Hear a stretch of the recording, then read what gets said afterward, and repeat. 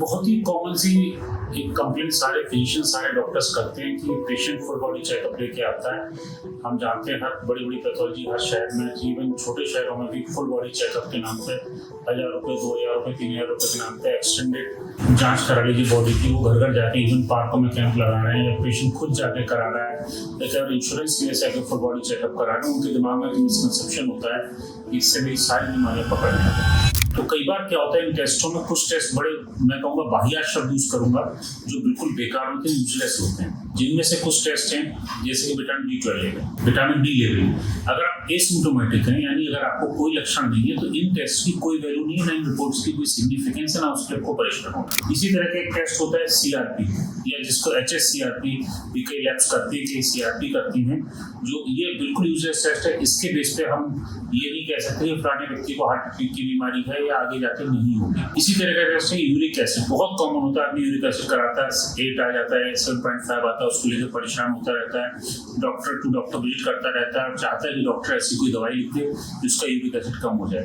तो ज़्यादातर केसेस में हमें इस तरह के चीज़ों को ठीक करने की जरूरत नहीं है। इसके अलावा बहुत कॉमन चीज़ होती है लाइपोप्रोटीन ए। जब एक्सटेंडेड आप लिपिड प्रोफाइल कराते हैं तो उसमें एक नया फैशन हुआ लाइपोप्रोटीन ए। लाइपोप्रोटीन ए के लिए फिलहाल जितनी भी दवाई उपलब्ध है उनमें से कोई भी दवाई ऐसी नहीं है जिसके बेस पर हम कहीं कि लाइपोप्रोटीन ए लेवल कम कर सकते हैं। इसलिए लाइपोप्रोटीन ज़्यादातर केसेस में जेनेटिक होता है, तो वहाँ पर हमें लाइपोप्रोटीन को कम करने की कोई परेशानी है। इसी तरह के फीमेल्स में, मेल्स में टेस्टोस्टेरोन लेवल्स होते हैं, इनका यूजलेस है। फीमेल्स में तो उनकी कोई महत्व नहीं है, मेल्स में भी यंग मेल है, उसमें उसकी कोई आवश्यकता नहीं अगर सिम्टोमेटिक है। इसके अलावा कई लोग ट्यूमर मार्कर्स या ट्यूमर कैंसर्स के लिए कैंसर प्रोफाइल करा लेते हैं, like CA125 carcinogenic antigen, alpha fetoprotein. अगर आपको किसी प्रकार की कोई दिक्कत नहीं है तो please don't waste your money, फालतू के टेस्टों में पैसा बर्बाद मत करिए।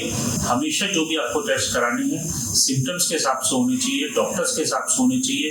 इस तरह के जाल में ना फंसें, अपना महत्वपूर्ण पैसा, अपनी एनर्जी, अपने रिसोर्सेज बर्बाद ना करें। दूसरी सबसे इंपॉर्टेंट चीज जो हमेशा अपने में पेशेंट से, स्टूडेंट से कहता हूँ, वो ये कि हमें रिपोर्ट को ठीक नहीं करना है, हमें पेशेंट को ठीक करना है, हमें पेशेंट के लक्षणों को ठीक करना है, बीमारी को ठीक करना है, रिपोर्ट को ठीक नहीं करना है। तो ये बहुत कॉमन प्रॉब्लम होती है कि अटेंडेंट्स या पेशेंट्स रिपोर्ट लेकर घूमते रहते हैं कि साहब मेरी रिपोर्ट में ये प्रॉब्लम है, मुझे कोई दिक्कत नहीं लेकिन प्रॉब्लम है। ESR है ना, विडाल टेस्ट, ये बिल्कुल यूजलेस टेस्ट है, की कोई वैल्यू आज के जमाने में नहीं है। Thank you friends for the patience hearing.